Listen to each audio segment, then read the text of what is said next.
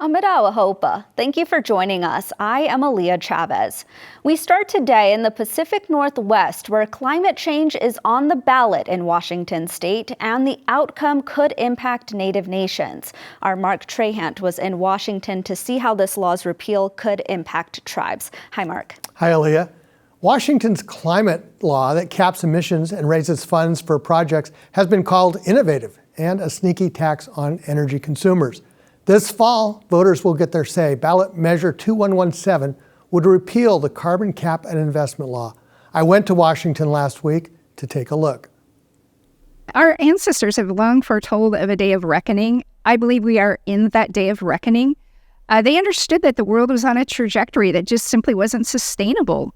The state of Washington and the 29 tribes here have been working for a long time to meet that day of reckoning. This story starts in 2021 here in Olympia, where legislators look for new ways to raise funds to implement climate programs in communities, including in tribal nations.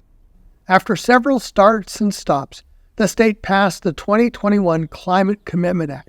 That law collects fees directly from companies tied to their carbon emissions, some $1.3 billion. This is a new revenue stream for investments ranging from electric heavy trucks and boats to more efficient home heating systems. The fund also pays for a transit pass for every young person in the state. Our state and a lot of environmental leaders, conservation leaders and organizations have been working to put a price on carbon almost for a decade now in various forms, initiatives.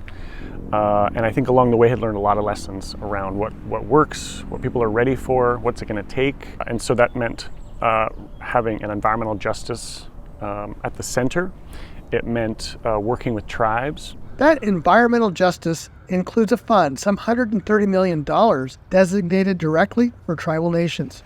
Critics say the law costs too much, especially at the gas pump. Washington has the third highest gas prices in the country. I think you need to go back to the drawing board and think of policies that will benefit people without destroying opportunities for themselves, their children, and their children's children.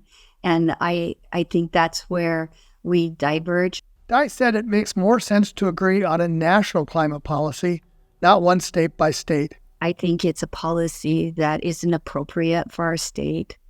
And I think that without the CCA and without the carbon tax on fuels, our society as a whole is moving towards decarbonization, whether some of us like it or not, right? And so to have the CCA was just an expensive, unnecessary layer that we don't need. And I think people can agree with that. It's worth noting that 24 states have acted to reduce carbon emissions, and 11 of those states have some form of carbon caps. Under Washington's Climate Commitment Act, the state is investing millions of dollars into tribal communities. Climate-related spending ranges from new clean energy projects to the modernization of schools and other buildings. The Nisqually tribe has converted its Elder Center into solar, and is now looking at the prospect of a tribal microgrid. The Nooksack tribe is studying a geothermal energy project. And the Yakima Nation is leveraging the state's funds plus a federal Department of Energy grant that will build a $50 million plus solar and hydro project using open-air irrigation canals. This is a project that adds to the energy grid and boosts the water supply. Indigenous leaders are linking climate initiatives with cultural values. In the Quinault Nation, that means land back. We gained a $25 million appropriation out of the Washington State Legislature this legislative session from the Climate Commitment Act to acquire the last remaining large 10,000 acres of timber land. The land is slated to be used for carbon sequestration, basically using the forest land as a sink to reduce the carbon that goes into the atmosphere. But there is an asterisk on the state's appropriation. If Measure 2117 is enacted, funding for these climate-related initiatives will be gone.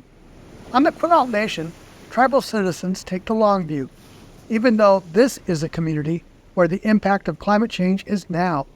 The nation is building a new village on higher ground away from rising seas and storm surges. So it'll offer an extra 30 residential lots And then it will primarily be the relocation of all of our And government. Quinault leaders know the best route forward for managing climate challenges is listening to and working with tribal governments. And a repeal of the state's climate law would mean starting again.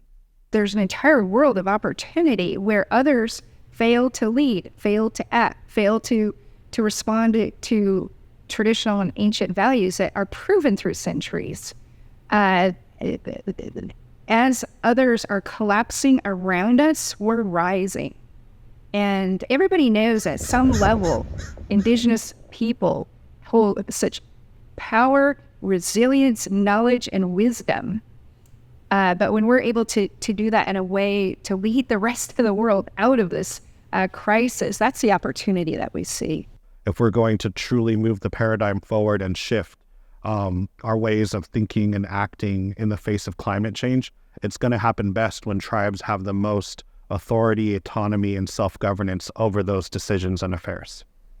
On the Quinault Nation, Mark Trahant for ICT News. Aaliyah, this story was produced as part of a partnership between ICT and the PBS NewsHour to cover how climate change is impacting Indigenous communities. Mark, thank you so much for that reporting. We head now to Montana, where Killers of the Flower Moon star Lily Gladstone has been bestowed one of the highest honors possible from her Blackfeet Nation. On Tuesday, Gladstone was given a stand-up headdress created by Elder Charlene Plume. More than 1,000 people joined for the nation's official designation of Lily Gladstone Day in Browning. She's bringing our awareness out to how our community is, how faltering California is. The celebration featured a grand entry and honor songs, including from the youth drum group the Willow Creek Singers. Many in the community greeted Gladstone with warm words and hugs with Native children. Earlier this year, Gladstone made history as the first Indigenous person to win a Golden Globe for Best Actress, as well as becoming the first Native American person to be nominated for an Oscar for Best Actress. In Alaska, tribes are taking the lead in testing their communities for toxins. The state of Alaska tests all commercially sold shellfish for toxins, but local community harvests are not tested. Because of this, coastal Indigenous communities who depend on traditional wild harvested shellfish are at high risk of poisoning. The Southeast Alaska Tribal Ocean Research Network will test samples for community members who send them in their new program. Between 1993 and 2021, Alaska Natives suffered 53% of the state's recorded PSP toxin cases. The network will publicly share the program's toxin data to inform harvesting decisions. The Juno Awards were all the rave last weekend in Canada. It's the equivalent of the Grammys here in the U.S. From our partners at APTN, here's Angel Moore with this wrap-up. The 2024 Junos honored the achievements of Canadian music, and this year did not disappoint with Indigenous artists. A. Sanabi from the Sandy Lake First Nation in Northern Ontario won Songwriter of the Year and Alternative Album of the Year. I grew up in a trailer in Northern Ontario without electricity and running water, and now I'm here. Traditional Indigenous Artist or Group of the Year was awarded to Joel Wood. Wood has also performed with Northern Cree. Accompanied on stage with his wife, Wood thanked the youth.